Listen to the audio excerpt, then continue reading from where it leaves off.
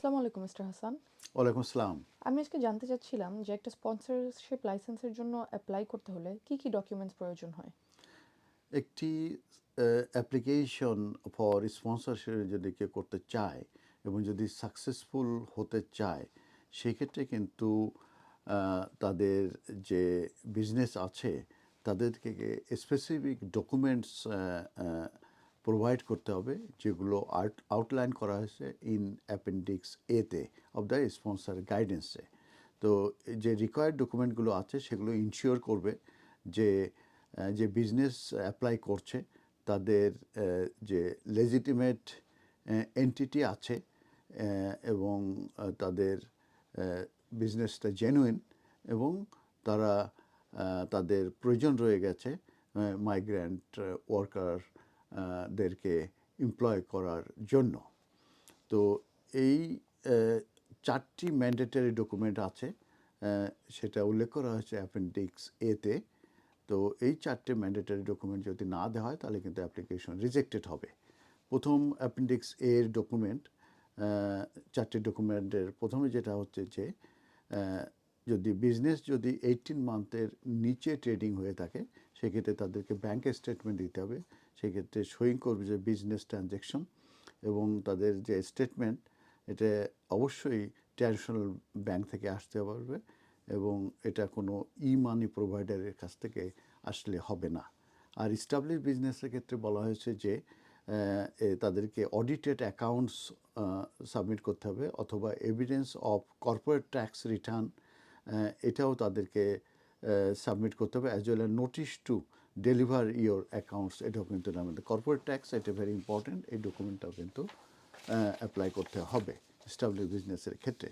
Are certain ইন্ডাস্ট্রির ক্ষেত্রে regulated যে সব বডি আছে সেই সব রেগুলেটেড বডির দ্বারা যে তারা অপারেটিং হয়ে থাকে সেটার রেজিস্ট্রেশন অথবা রেজুলেশন কিন্তু ডকুমেন্ট তাদেরকে কিন্তু সাবমিট করতে হবে।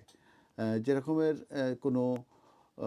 কোনো বডি যদি কোনো বিজনেস যদি regulated by bodies such as the Financial Conduct Authority হয়ে থাকে সেই ক্ষেত্রে তাদেরকে কিন্তু রেজিস্ট্রেশন সার্টিফিকেট দিতে হবে উইথ দ্য রেগুলেটরি অথরিটি এবং তাদেরকে প্রমাণ করতে হবে যে by be set up date এবং ক্লিয়ারলি তাদেরকে দেখাতে হবে যে গুড স্ট্যান্ডিং আছে উইথ দ্য রেগুলেটরি বডি।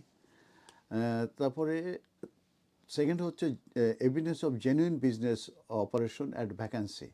এক্ষেত্রে evidence of genuine business operation, সেক্ষেত্রে বিজনেস অ্যাক্টিভিটি ডকুমেন্টেশন, বিশেষ করে contracts for services, leases or invoices, এগুলো সাবমিট করতে হবে।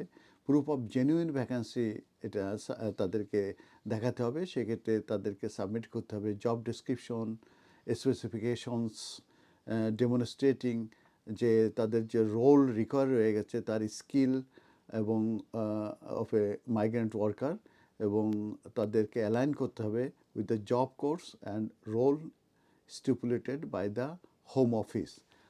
রিক্রুটমেন্ট এভিডেন্স তাদেরকে প্রোভাইড করতে হবে যেখানে প্রয়োজন। সেক্ষেত্রে evidence of the recruitment process, বিশেষ করে provide details and documentation of the recruitment process including advertisement, interview notes এবং reasons for selecting the candidate. এই ডকুমেন্টগুলো খুবই ইম্পর্টেন্ট এবং পার্টিকুলারলি ইম্পর্টেন্ট যে তারা অ্যাপ্লাই করছে to sponsor a migrant worker who is already in the UK.